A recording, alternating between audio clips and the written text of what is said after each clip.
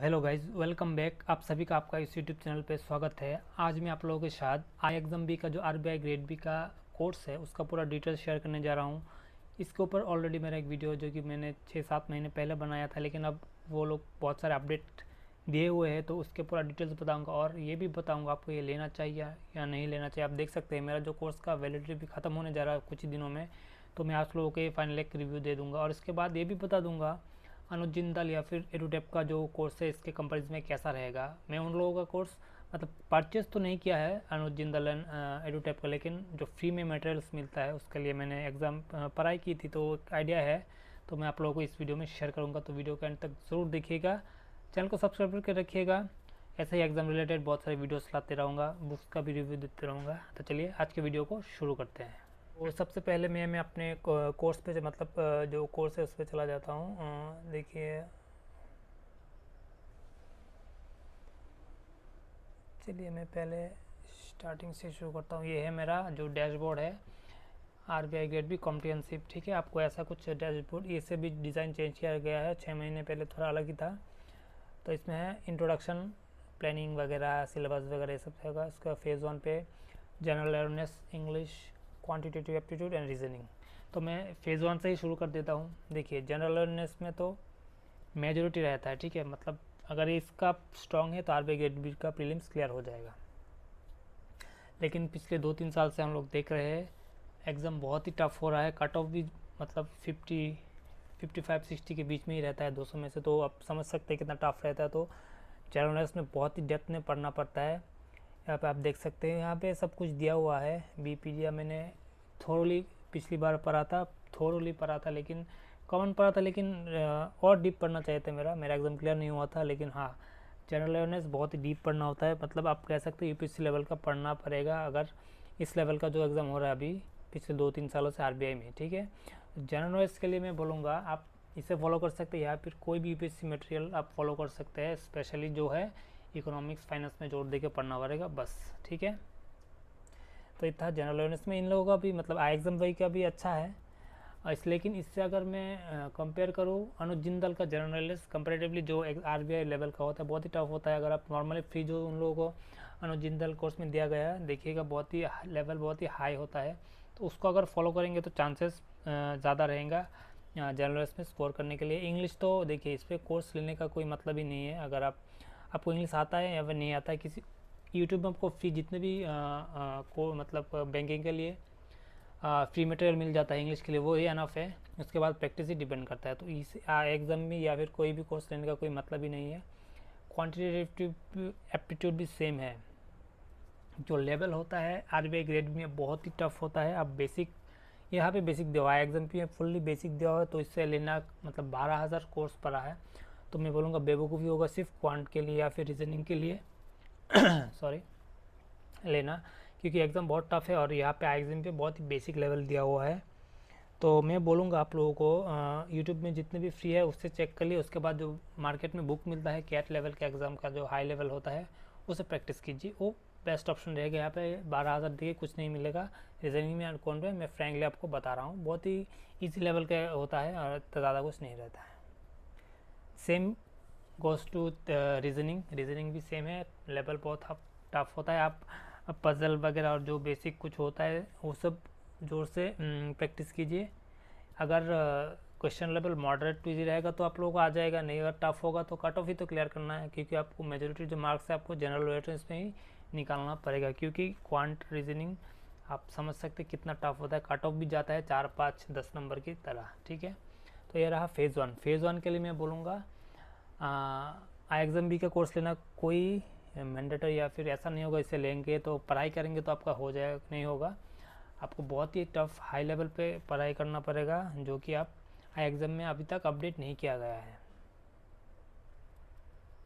Phase 2, हाँ phase 2 के लिए आप ले सकते हैं economic, social issue, finance management, ethics and descriptive English, ठीक है। देखिए यहाँ पे एक चीज़ होता है जो कि है, अगर आपका सब्जेक्ट नॉलेज नहीं है, मतलब देखिए आरबीआई का एग्ज़ाम देंगे तो आप फाइनेंस भी पकड़ लिए, जो सिलेबस है उसका आपको बेसिक पढ़ना पड़ेगा। ये अगर आप बुक से पढ़ के समझ जाते हैं तो नो प्रॉब्लम, अगर नहीं आता है तो यहाँ पे आप देख सकते हैं या तो फ्री अगर कोई पढ़ना चाहता है तो कुछ टॉपिक्स को आप देखिए, मैक्सिमम टॉपिक आपको समझ में आ जाएगा क्योंकि बेसिक्स होता है, बुक्स रीडिंग करेंगे तो समझ में आ जाएगा। जो कुछ टॉपिक आपको समझ में नहीं आएगा तो उस टॉपिक को स्पेसिफिकली सर्च कीजिए यूट्यूब पे, फ्री में आपको उसका एक्सप्लेनेशन मिल जाएगा। यहाँ पे जो दिया हुआ है अच्छा खासा दिया हुआ है, अगर आप पढ़ाई करेंगे तो हो जाएगा। लेकिन कोर्स का फ़ी को यहाँ पे मैं लाने वाला हूँ 12,000 दे के।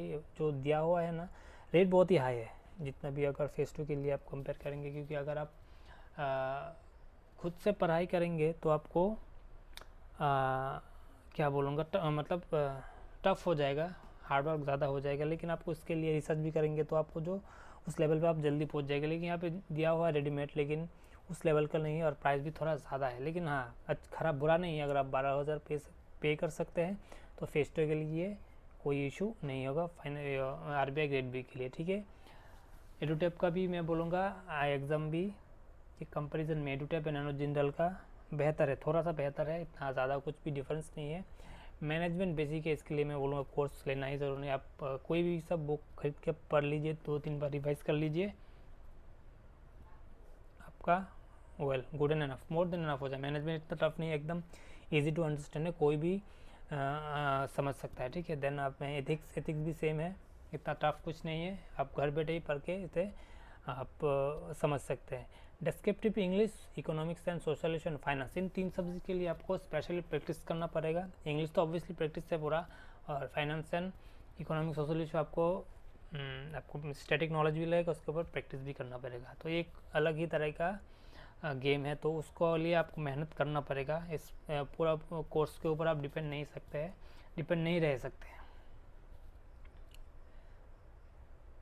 यहाँ पे जो है MCQ, मतलब एग्ज़ाम से पहले वो लोग बहुत सारे MCQs लाते हैं, जो टफ़ लेवल रहता है एग्ज़ाम का, कॉमन तो नहीं पड़ता, तो वो भी डिपेंड करता है किस लेवल का RBI एग्ज़ाम कंडक्ट करता है।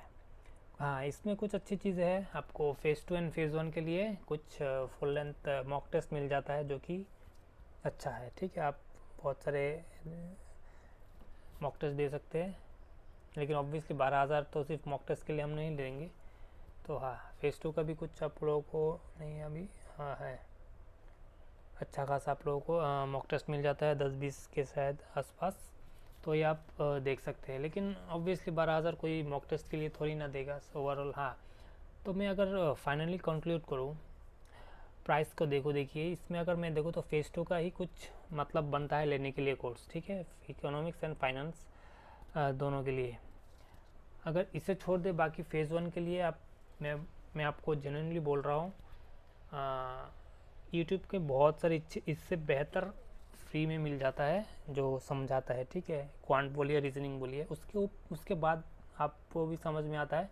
प्रैक्टिस ही डिपेंड करेगा, प्रैक्टिस आप जितना हाई लेवल करेंगे तभी आप जाकर जो RBI का लेवल पहुंच पाएंगे। तो यहाँ पे उस लेवल का नहीं दिया गया है अभी तक, तो ये इसका ड्रॉबैक है। तो ऑब्वियसली फेज़ 1 के लिए मैं नहीं बोलूँगा, फ्री में आपको मिल जाएगा। कुछ समझना है आपको क्वांट के लिए, देखिए सर्ड इंडाइजेस परसेंटेज आपको फ्री में यूट्यूब में मिल जाता है, ठीक है। सेम रीजनिंग के बारे में, इंग्लिश के लिए बहुत प्रैक्टिस करना पड़ेगा, ठीक है। इंग्लिश मतलब आप इसको फेज़ 1 में भी जितना इम्पोर्टेंट है, फेज़ 2 में उससे ज़्यादा इम्पोर्टेंट है। फेज़ 2 में आपको पूरा डिस्क्रिप्टिव लिखना पड़ेगा, तो इंग्लिश इम्पोर्टेंट है। आप यहाँ से भी पढ़ सकते हैं, या फिर अगर आप किताब पढ़ सकते हैं, या फिर कहीं और से फ्री मटेरियल मिल जाएगा, वो भी अच्छा। अगर प्रैक्टिस ट्यूटर है तो और भी ज़्यादा अच्छा है, ठीक है।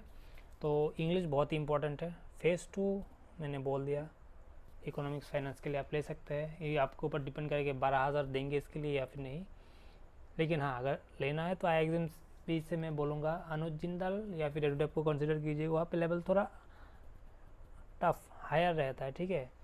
क्योंकि मैंने जो इतने भी फ्री मटेरियल पढ़े थे RBI बोलिए या फिर नाबार्ड के लिए, एडुटेप के लिए, या फिर अनुज जिंदाल से, तो लेवल अच्छा खासा रहता है, थोड़ा सा कंपेरेटिवली टफ रहता है। और RBI के लेवल अच्छे में बहुत ही टफ रहता है, जैसे कि मैंने बताया। तो ये था। हाँ, अभी क्या है, मैंने एक उस पिछले वीडियो में बोला था कि स्टडी मटेरियल डाउनलोड नहीं किया जा सकता, लेकिन अभी डाउनलोड किया जा सकता है। लोगों ने शायद अपडेट दिया है नया, तो आप PDF जो है वो डाउनलोड कर सकते हैं। जैसे कि मैं इसे चेक करके दिखाता हूँ, देखिए यहाँ पे अभी डाउनलोड का ऑप्शन आता है, ठीक है। आप यहाँ से डाउनलोड कर सकते हैं, इसमें कोई प्रॉब्लम नहीं होगा। तो ये इशू था, उन लोगों ने सॉल्व कर दिया है, अभी इसमें कोई प्रॉब्लम नहीं है। ऑब्वियसली 12,000 देके अगर कुछ डाउनलोड नहीं किया जा सकता तो उसका कुछ मतलब नहीं होता। तो हाँ, ये था आज का वीडियो, कैसा लगा ज़रूर बताइएगा। कोई डाउट है तो कमेंट ज़रूर कीजिएगा। मिलते हैं नेक्स्ट वीडियो में, तब तक बाय।